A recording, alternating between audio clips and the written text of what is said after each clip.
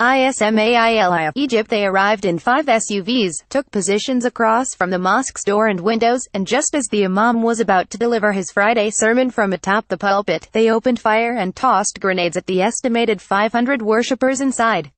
When the violence finally stopped, more than 300 people, including 27 children, had been killed and 128 injured. The blasts shook the mosque. Worshippers screamed and cried out in pain. A stampede broke out in the rush toward a door leading to the washrooms. Others tried desperately to force their way out of the windows. Those who survived spoke of children screaming as they saw parents and older brothers mowed down by gunfire or shredded by the blasts. Some marveled at their narrow escape from a certain death. Some families lost all or most male members in the massacre.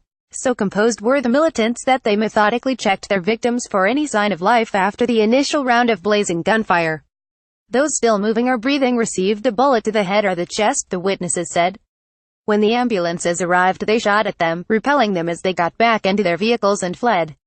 CBS News foreign correspondent Charlie D'Agata reports that Egypt's response to the massacre came as quickly as they could fire up their warplanes.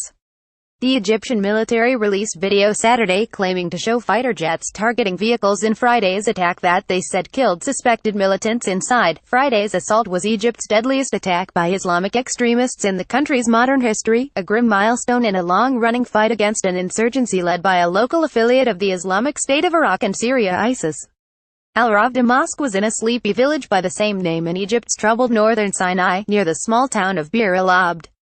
A statement by the country's chief prosecutor, Nabil Sadiq, said the attackers, some masked, numbered between 25 and 30.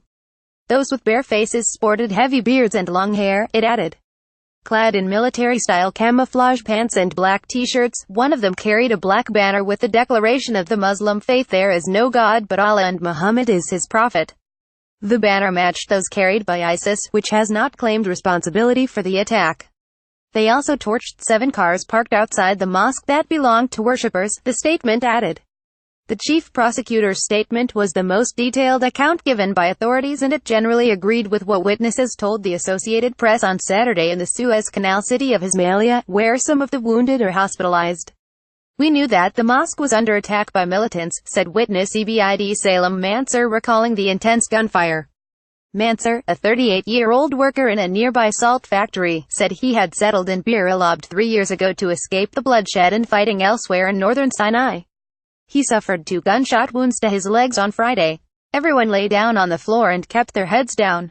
If you raised your head you get shot," he said. The shooting was random and hysterical at the beginning and then became more deliberate. Whoever they weren't sure was dead or still breathing was shot dead.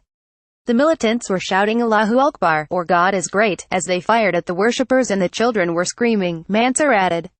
"I knew I was injured, but I was in a situation that was much scarier than being wounded. I was only seconds away from a certain death," he said. Amid the shooting, many worshippers recited their final prayers, he added. Friday's attack targeted a mosque frequented by Sufis, members of a mystic movement within Islam. Islamic militants, including the local ISIS affiliate, consider Sufis heretics because of their less literal interpretations of the faith. President Abdel Fattah el-Sisi vowed that the attack will not go unpunished and that Egypt would persevere with its war on terrorism. He did not specify what new steps might be taken. On Saturday, he ordered that a mausoleum be built in memory of the victims of Friday's attack and cancelled a visit to the Gulf Sultanate of Oman that was scheduled for next week. The military and security forces have already been waging a tough and costly campaign against militants in the towns, villages and desert mountains of northern Sinai, and Egypt has been in a state of emergency since April. Across the country, thousands have been arrested in a crackdown on suspected Islamists as well as against other dissenters and critics, raising concerns about human rights violations. Seeking to spread the violence, militants over the past year have carried out deadly bombings on churches in the capital of Cairo and other cities, killing dozens of Christians. The ISIS affiliate is also believed to be behind the 2016 downing of a Russian passenger jet that killed 224 people over Sinai, an incident that decimated the country's already ailing tourism industry. Friday's assault was the first major militant attack on a Muslim congregation, and it eclipsed past attacks, even dating back to a previous Islamic militant insurgency in the 1990s.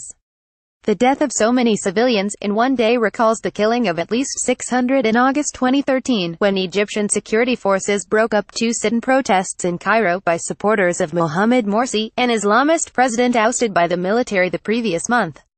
Another witness to Friday's attack said worshippers tried to jump out of windows as soon as the militants opened fire.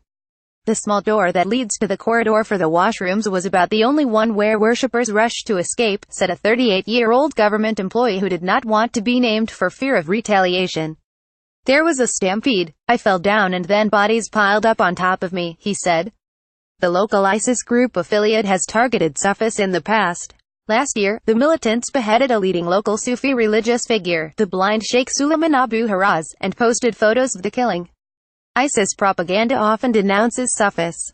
In the January edition of an ISIS magazine, a figure purporting to be a high-level official in the Sinai affiliate of the group vowed to target Sufis, accusing them of idolatry and heretical innovation in religion and warning that the group will not permit their presence in Sinai or Egypt.